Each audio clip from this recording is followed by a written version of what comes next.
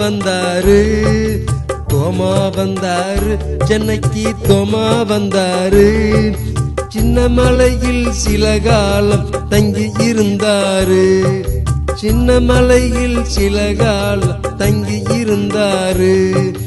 பரங்கி மலையில் பல காலம் பதுங்கி வாழ்ந்தாரு அவர்தான் தோமா வந்தாரு சென்னைக்கு தோமா வந்தாரு தோமா வந்தாரு சென்னைக்கு தோமா வந்தாரு